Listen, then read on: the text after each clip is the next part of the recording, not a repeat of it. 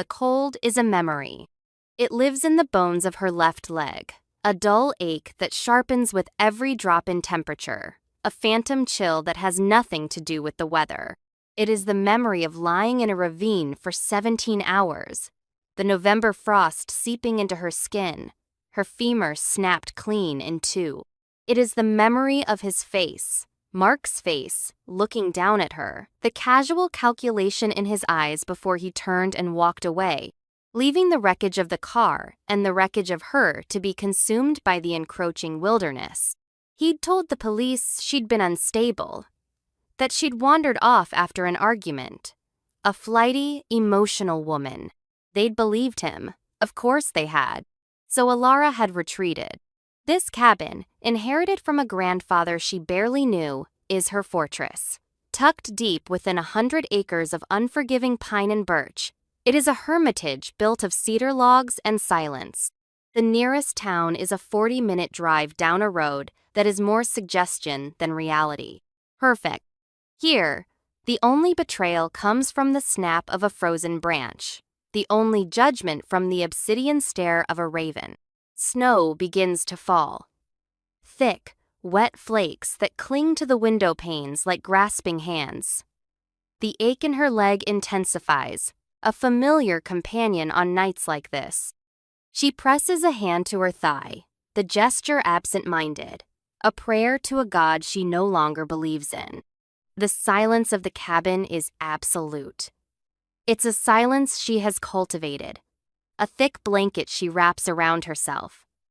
But tonight, it feels thin.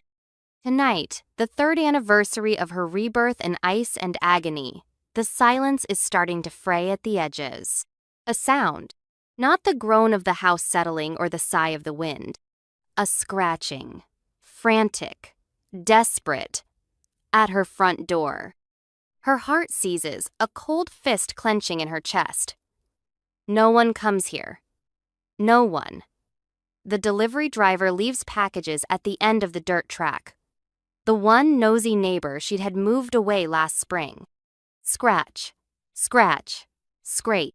It's low to the ground. An animal, a bear, waking from its torpor, a mountain lion. Her mind cycles through a Rolodex of wilderness threats, each more terrifying than the last. Then a new sound joins the scratching. A high, thin whine. A sound of pure misery that cuts through her fear like a shard of glass. It's a sound she understands. The sound of being small, and cold, and hopeless. Against every screaming instinct, Alara limps to the door. Her hand trembles as she reaches for the deadbolt. She peers through the thick, distorted glass of the peephole.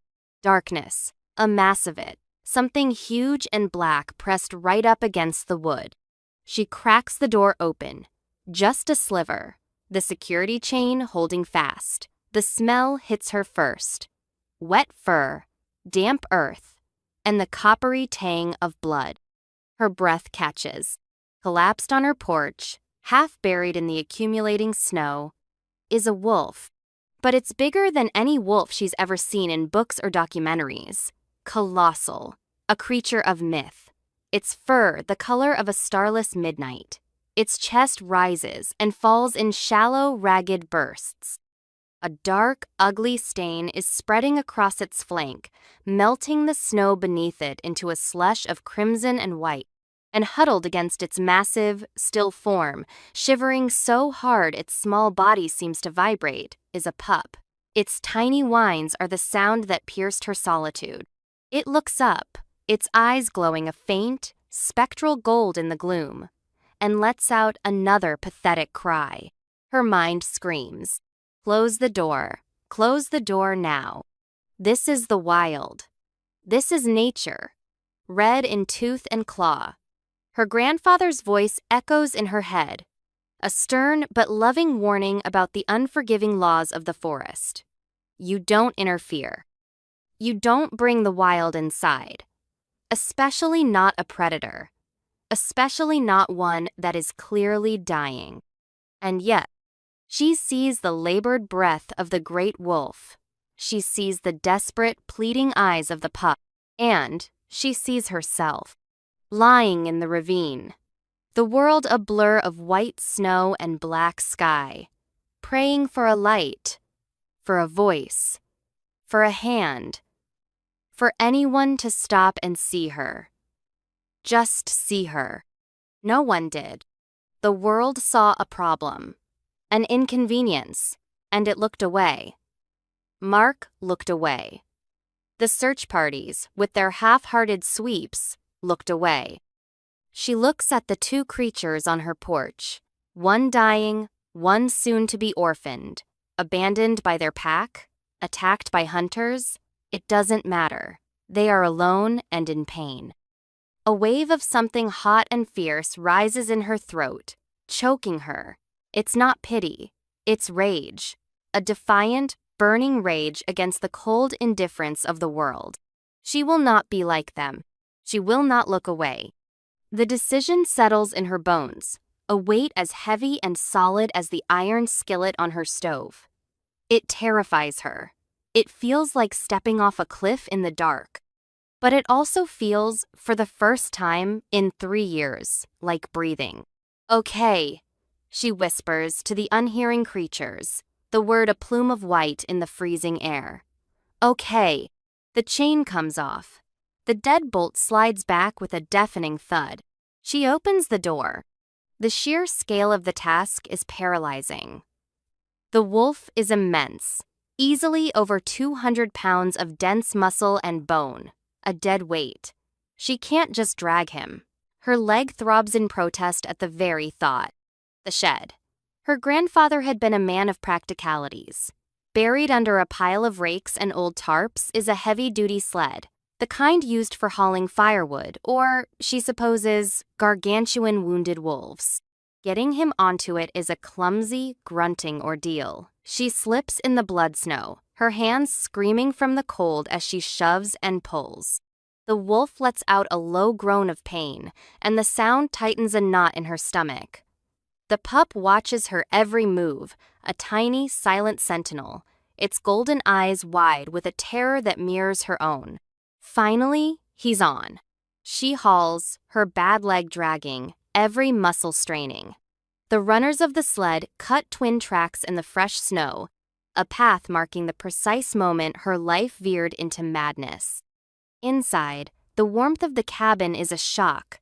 The air immediately fills with the primal scents she'd smelled at the door. She maneuvers the sled onto a large, waterproof tarp she'd laid before the hearth. The fire crackles, casting, flickering, dancing shadows across the wolf's dark coat. The pup follows, sticking so close to the large wolf's side it's almost comical. It nudges its nose into the motionless flank and whines, a soft, heartbroken sound. Alara kneels. Her hands, still trembling, hover over the wound. Up close, it's worse. A deep, vicious tear in the muscle of his hind leg and flank. The edges are ragged, inflamed. It doesn't look like teeth or claws made this. It looks metallic, like he was caught in something. A bear trap? The thought sends a fresh wave of nausea through her. Her grandfather's first aid kit is more of a field surgery station. He'd been a medic in a war she could never remember the name of. Saline solution, antiseptic wipes, sterile gauze, butterfly closures. She has it all. This is going to hurt, she murmurs, her voice raspy. She doesn't know why she's talking to him, maybe to soothe herself. I'm sorry. She expects a snarl, a snap of teeth, a lunge. She gets nothing. The wolf remains unnervingly still as she begins to clean the wound. His head is up, though. He's watching her. His eyes are not the flat, reactive eyes of an animal in pain. They are deep, intelligent. Shockingly so. They are the color of whiskey in a dark room, full of a lucid, weighing intensity. He tracks her every movement, every hesitation of her hand. It's unnerving. It feels less like tending to an animal and more like performing a procedure under the gaze of a skeptical surgeon. When she's done, the gash is clean and packed with gauze, the edges pulled together as best she can. His breathing seems a little less ragged. Or maybe she's just hoping it is. She sinks back on her heels, exhausted. The adrenaline drains away, leaving behind a hollow, quivering weakness. What have I done? She has invited a monster into her home. Her sanctuary, her one safe place in the entire world, is now occupied by a force of nature she cannot possibly comprehend or control. The door, which she has just bolted and chained again, feels flimsy. The walls of her cabin feel like paper. The threshold has been crossed. Her self-imposed isolation, the careful, sterile bubble she built around her shattered life, has just been breached, not by a man, but by something far older, far wilder. The pup, seeming to sense her distress, lets out a small sneeze. The sound is so mundane, so absurdly normal, that a choked laugh escapes her lips. It's a rusty, unused sound. She looks at the giant, sleeping predator by her fire, the tiny fluff ball of a wolf curled beside him, and the bloody rags in her hand. This is insane. She is insane. And for the first time in a very long time, she doesn't feel entirely alone. The days fall into a strange, new rhythm, dictated by the needs of her unlikely houseguests. Morning. Wake, check the wolf's wound, put out fresh water and a bowl of the expensive canned stew she usually saves for emergencies. The pup, which she has started to call Pip in the privacy of her own head, devours his portion with gusto. The large wolf, her silent shadow, eats slowly, deliberately, his amber eyes never leaving her face. Afternoon. Read by the fire, acutely aware of the two breathing bodies, only feet away. The silence is different now. It's not empty. It's filled with a quiet, watchful presence. She finds herself measuring her movements, softening her footsteps, as if not to disturb a sleeping king. Evening. Change the dressing on the wound. This becomes their ritual. She murmurs to him as she works, her voice low. At first, it's just practical updates. This looks a little better today, less angry. I'm almost out of the good gauze. But the wolf is a fantastic listener. He never interrupts. He never offers platitudes. He just absorbs her words. His steady, intelligent gaze is a constant invitation. And so, the words start to spill out. Words she hasn't spoken aloud to anyone. Words she'd buried so deep she'd almost forgotten they were there. He left me, she whispers one evening, her fingers carefully dabbing antiseptic along the edge of the healing gash. The firelight makes his fur gleam like polished jet. Mark my fiancé, he just left me to die. The wolf's ear twitches, a subtle movement, but she sees it. He said he was going for help. I believed him. For hours, I believed him. I kept thinking, he'll be back any second. He'll bring help. She lets out a bitter, humorless laugh. He was already with someone else, had been for months. The accident was an inconvenience. I was an inconvenience.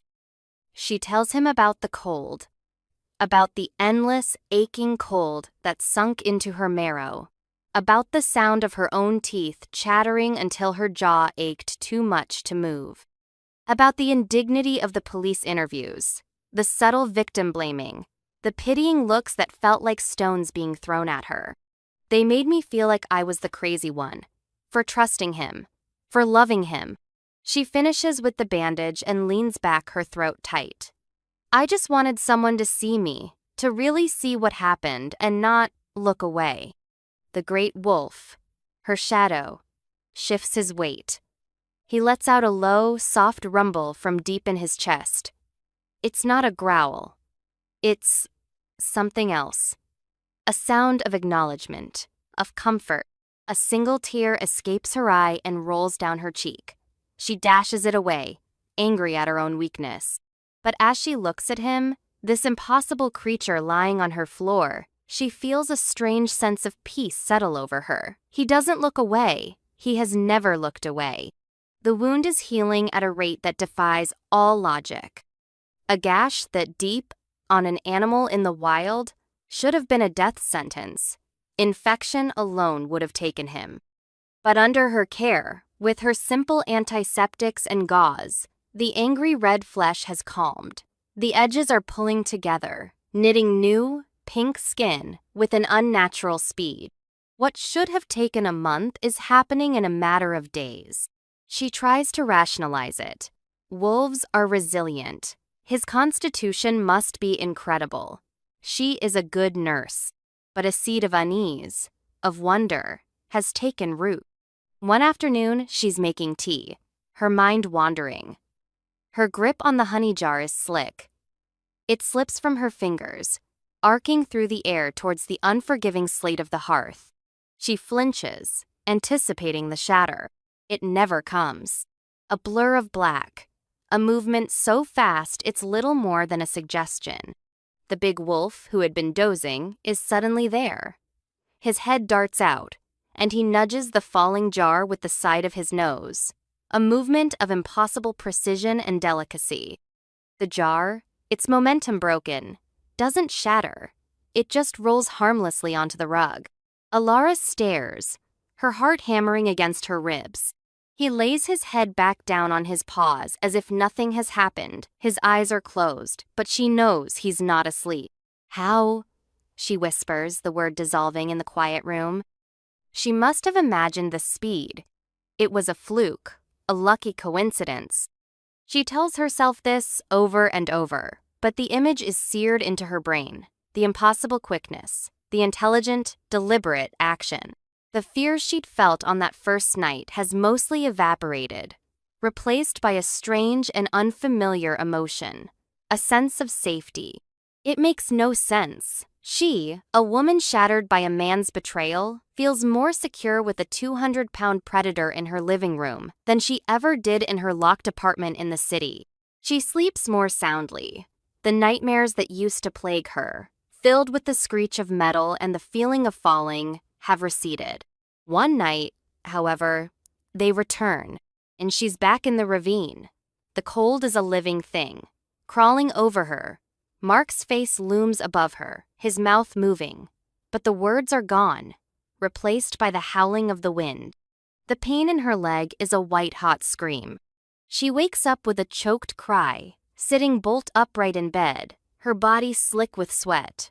The cabin is dark. The fire burned down to glowing embers. A wet, cold nose nudges her hand where it hangs over the side of the bed. She gasps, her heart leaping into her throat before she realizes.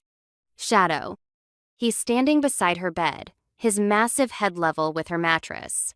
He lets out that same low, comforting rumble she'd heard before. It's a sound that seems to vibrate right through her, calming the frantic tremor in her limbs. He is not a threat. He is a comfort. Without thinking, her trembling hand reaches out. She hesitates for a fraction of a second, then plunges her fingers into the thick, coarse fur of his ruff. The contact is electric. A jolt of pure, undiluted warmth radiates from him, chasing away the phantom chill of the nightmare. His fur is surprisingly soft beneath the guard hairs. The solid, living heat of him is an anchor in the darkness. She keeps her hand there, her fingers kneading gently into his fur. He leans into her touch, a silent acceptance. This is the first time she has touched him for any reason other than medical necessity. It's the first time she has reached for him, and he has reached back. In the quiet darkness of the cabin, with her hand resting on the head of a giant wolf, Ilara feels a connection deeper and more real than any she has ever known. It is a bond forged in silence, in shared pain, and in the radical, terrifying act of letting someone in. The knock on the door is a violation. It's not the frantic scratching of a wounded animal, but the hard, impatient rap of a human fist. 3 sharp knocks that shatter the peaceful morning quiet. Pip, the pup, lets out a startled yip and scurries behind Shadow's massive form. Shadow himself rises to his feet in one fluid, silent motion. The air in the cabin crackles, suddenly charged with tension. His posture has changed. He is no longer a patient. He is a guardian. A low, almost subsonic growl rumbles in his chest. Alara's blood runs cold. She knows that knock. She knows the arrogant impatience behind it. Her whole body starts to tremble. No, it can't be. She limps to the window, peering through the edge of the curtain. A rental car, caked in mud, is parked where her own truck should be, and standing on her porch, looking irritated and out of place in his expensive city coat, is Mark. The air leaves her lungs in a painful rush. It's like seeing a ghost she'd spent 3 years trying to exorcise. Alara, I know you're in there. His voice is muffled by the thick wood, but it's just as she remembers, I-10 condescending. Don't be childish. Open the door. We need to talk. Already talk? What could they possibly have to talk about? Her heart hammers a frantic, terrified rhythm against her ribs. How did he find her? Why is he here? The wolf shadow moves to stand beside her. He doesn't look at her, but she feels his presence like a solid wall at her back. The low growl continues. A steady, menacing hum that vibrates through the floorboards. Go away, Mark. Her voice is a pathetic squeak. She clears her throat, tries again. Leave me alone. Don't be ridiculous, he scoffs. I drove all the way out to this hellhole. You owe me 5 minutes. He tries the doorknob. It's locked, bolted. He jiggles it angrily. Alara, for God's sake, I heard you inherited this dump. I just want to talk about what's fair. Money, of course. His new life must have fallen apart. And he'd come sniffing around for scraps. The sheer audacity of it steals her breath. He raises his fist and pounds on the door again, harder this time. Open this damn door. That's when the growl changes. It's no longer a low warning. It explodes into a full-throated, terrifying snarl that echoes in the small cabin like a thunderclap. Shadow moves, placing his body squarely between Alara and the door. The fur on his back stands on end, making him look even larger, more monstrous. His lips peel back from his teeth, revealing long, white daggers designed for tearing flesh. He is no longer a silent companion. He is a primal force of fury. Mark must hear it, because the pounding stops. What the hell was that? You got a dog in there? Alara doesn't answer. She's frozen, staring at the terrifying display of protective rage. A part of her is horrified. But a much larger, much more powerful part of her feels a surge of something she hasn't felt in years. Protected. The door suddenly shudders in its frame. He's throwing his shoulder against it. Once. Twice. The old wood groans in protest. On the third impact, the lock splinters. The door flies open. Mark stumbles into the room, his face red with exertion and anger. See? Was that so hard? He stops. His eyes go wide. His jaw hangs slack. He's staring at Shadow. The sight of the giant black wolf, poised to attack, seems to short-circuit his brain. All the color drains from his face. He takes a clumsy step back, his bravado vanishing like smoke. What? What the hell is that? He stammers. Shadow takes a slow, deliberate step forward. Then another. He doesn't bark, he doesn't lunge. He simply advances, a silent, inexorable promise of violence. Mark, the bully, the confident aggressor, completely unravels. Fear, pure and primal, contorts his features. He fumbles inside his coat, his hands shaking. He pulls out a gun. A small, silver handgun that looks like a toy in the face of the creature before him. Get back, he shrieks, his voice cracking. Get back, you monster. Time seems to slow down. Alara sees it all with a horrifying clarity. Mark's trembling hand. His wild, terrified eyes. The way he aims the gun, not with any skill, but with pure panic. The shot is meant for the wolf, but Alara moves. She doesn't think. She doesn't plan. Her body reacts on an instinct she didn't know she possessed. An instinct to protect the protector. She throws herself forward, putting her own body between Mark and Shadow. A searing, white-hot pain explodes in her left arm.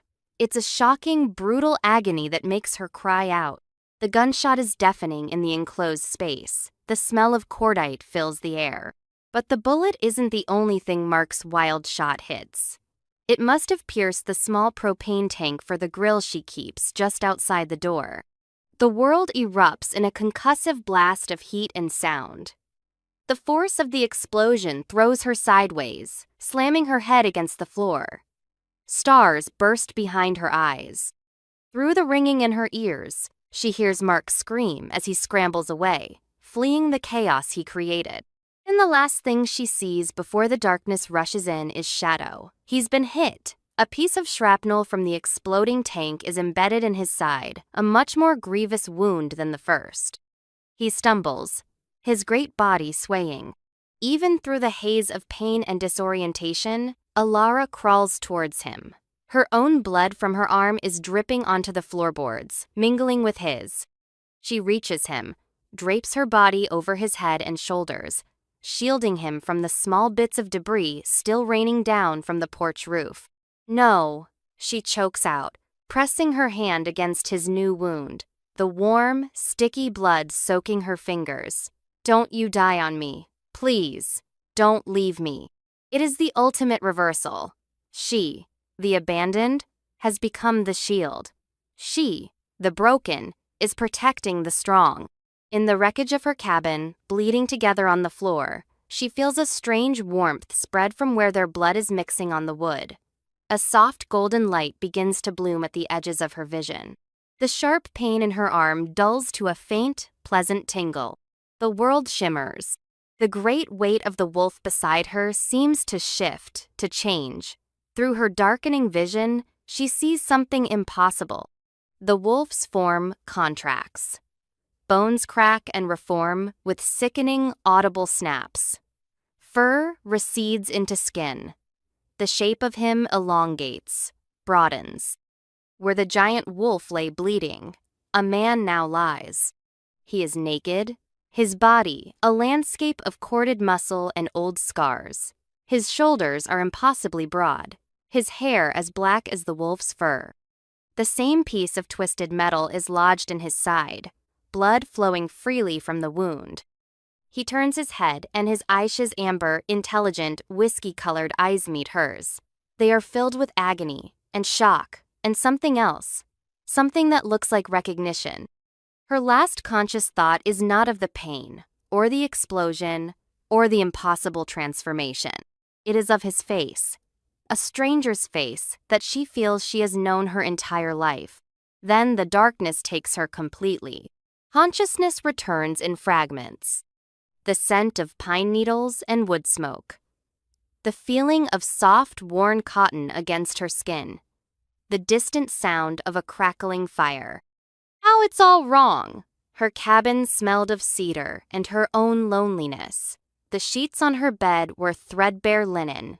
Her fire was dead. Alara's eyes flutter open. She's not in her cabin. She's in a room that is both rustic and impeccably clean. The walls are rough-hewn timber. The ceiling vaulted high above her. A thick, hand-woven blanket covers her. Sunlight streams through a large, clean window, illuminating dust motes dancing in the air. Her head throbs with a dull ache. She lifts a hand to touch it and sees her arm. It's clean, bandaged neatly from wrist to elbow. The searing pain is gone, replaced by a faint, residual tenderness. Panic, cold and sharp, begins to prickle at the edges of her awareness. Where is she? Who brought her here? A chair scrapes against the wood floor. She turns her head. He's sitting there, the man from the floor, the man who was a wolf.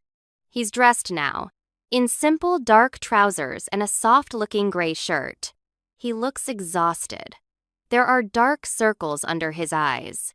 and his face is tight, with a pain that seems more than physical. His side is bandaged, a thick white patch visible beneath his shirt. He is even more imposing as a man. The sheer breadth of his shoulders, the quiet, contained power in the way he holds himself, it fills the room, and his eyes, they are the same. The same intense, amber gaze that watched her across her fireplace for days. She flinches back against the pillows, her heart trying to hammer its way out of her chest. The memories rush back: the gunshot, the explosion, the impossible, horrifying transformation. "It's all right," he says. His voice is a low, deep rumble. The same timbre as the comforting sound he'd made as a wolf, but now formed into words. "You're safe here." Safe? She stares at him, speechless. Nothing about this is safe. He seems to understand her silent terror. A look of profound guilt crosses his features. He runs a hand through his thick black hair. "My name is Kael," he says, his voice strained. There is no easy way to explain any of this." He pauses, gathering his thoughts. Alara just watches him, her mind a whirlwind of disbelief and fear. "I am not entirely human," he begins, the admission costing him. "My people, we are shifters. We can take the form of the wolf. I am the alpha of the Blackwood Pack." Shifters. Alpha. Pack. The words sound like something from a fantasy novel, not something to be spoken with such heavy sincerity in a sunlit room. "The pup," he continues, his gaze dropping to his hands. "His name is Leo. He's my nephew. His parents, they were killed by hunters a week ago. The same hunters who set the trap that injured me." The metallic gash. The illegal trap. It clicks into place with a sickening lurch. "I was trying to get him to safety. I was weakened by the silver in the trap. It poisons us. I was dying. I followed a scent, a feeling, a pull I couldn't explain. It led me to your door." He finally lifts his head, and his eyes lock with hers. The intensity in them is staggering. It feels like he's looking directly into her soul. "It led me to you." He takes a deep, ragged breath. "Alara, the reason I was drawn to you, the reason I felt your presence from miles away, is because you are my Angara." He says the word like it's sacred. And Kara. It's foreign, yet it resonates somewhere deep inside her, a plucked string she didn't know she possessed. It means soul's heart, fated mate, destiny. There are a dozen translations, and none of them are adequate. He looks pained, desperate for her to understand. It is a bond that connects two souls across any distance. It's a bond I have felt my entire life, a vague sense of a missing part of myself. And when I was hurt, when I was at my most desperate, it became a lifeline, a beacon. It called me to you. Her head is spinning. Fated mate? This is insane. It's a delusion brought on by head trauma. It has to be. "The transformation," she whispers, the words catching in her throat, "should not have been possible in my condition," he finishes for her, a grim set to his jaw. A shifter can't change form when they are that close to death, especially from silver poisoning. But when your blood, when it mixed with mine, it acted as an anchor, your life force, your sacrifice. It stabilized the bond between us and forced the change. It saved my life." He gestures to her arm. "And my healing, our bond, it rushed to heal you in return. The bullet only grazed you, but the magic of the bond healed the tissue almost instantly." Her hidden power. It wasn't a power at all. It was just her empathy, her loneliness, her quiet strength, all the things she thought were mundane parts of her broken self. To him, they were a beacon. She stares at him, at this impossible man with his impossible story. He's laid the truth out before her, a raw, unbelievable thing. All the pieces fall into place: the intelligent eyes, the unnatural healing, the protective instinct, the bone-deep connection she felt when she touched him. It all makes a terrifying, perfect sense. He is her shadow, her silent confessor, the creature who listened to her darkest secrets and didn't flinch. And he is a man who claims she is his destiny. The weight of it is crushing. It's too much, too fast. She does the only thing she can. She pulls the blanket up to her chin, turns her face away from him, and squeezes her eyes shut, wishing she could wake up from this waking dream. The world outside her has been remade, and she doesn't know how to live in it. Shock gives way to a dull, throbbing numbness. Alara exists in a state of suspended reality. She eats the food that is brought to her, simple broths and breads. She sleeps for long, dreamless hours. She listens to the quiet hum of life in this place, the distant sound of voices, the chop of an axe, the laughter of a child. Hale gives her space. He checks on her, his presence a heavy weight in the doorway. He asks if she needs anything, his voice quiet, laced with a guilt that is so thick she can almost taste it. She usually just shakes her head, unable to form words. He sees her fear, her disbelief, and he misinterprets it as rejection. On the third day, he comes into the room and stands by the window, his back to her. His broad shoulders are slumped, the posture of a king who has lost his kingdom. "What Mark did to you was unforgivable," he says, his voice tight. "And I brought him back to your door. I brought that violence back into your life. I exposed you to my world, to dangers you should never have had to face." He turns, and the pain in his eyes is a physical blow. This bond, the Ankara, it is not a cage. You are not bound to me, or to this life. You are free. I will see to it that you are taken anywhere you want to go. I will ensure you have money, a new home, that you are safe and protected for the rest of your life. You deserve a normal life. Peace. You don't deserve this. He is pushing her away. He is trying to be noble, to be honorable. He is trying to give her a choice he thinks she wants. He is trying to cut her loose for her own good. And the old Alara, the broken, fearful Alara from a week ago, would have seized the opportunity. She would have run as far and as fast as she could from this impossible, terrifying reality. But she is not the old Alara. Something inside her, something forged in the fire of defiance on her porch and solidified in the shared trauma on her floor, rebels. A spark of anger, clear and bright, cuts through her numb confusion. "You don't get to do that," she says, her voice low but steady. She sits up, swinging her legs over the side of the bed.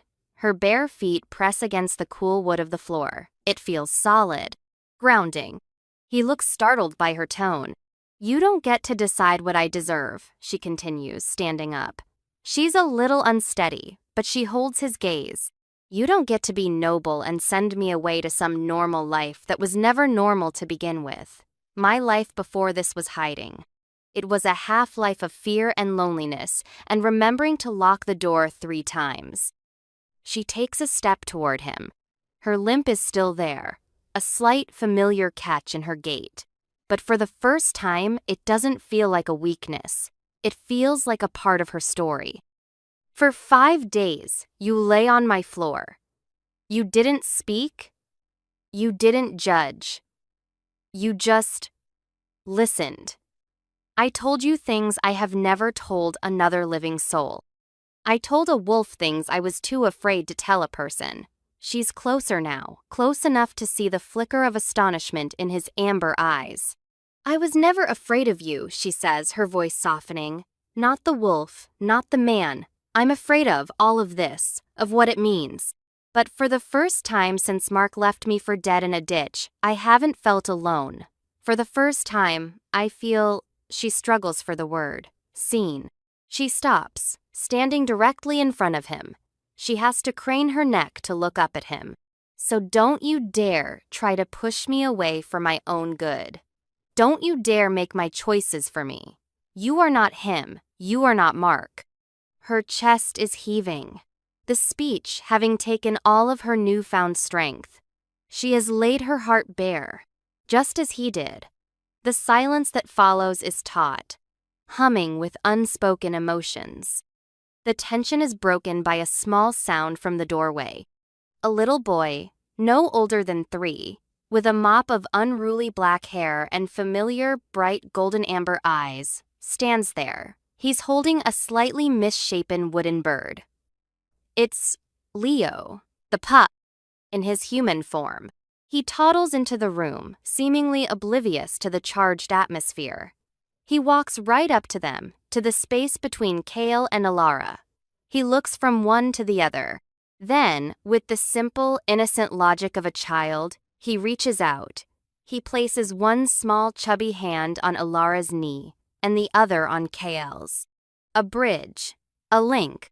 The simple, trusting touch is the final crack in Kale's formidable composure. A choked sound escapes his throat. He looks down at Alara, his carefully constructed walls crumbling into dust. The guilt, the nobility, the fear, it all melts away, replaced by a raw, naked vulnerability that mirrors her own. "I have been watching over your land for months," he whispers, his voice thick with emotion. "I was drawn here.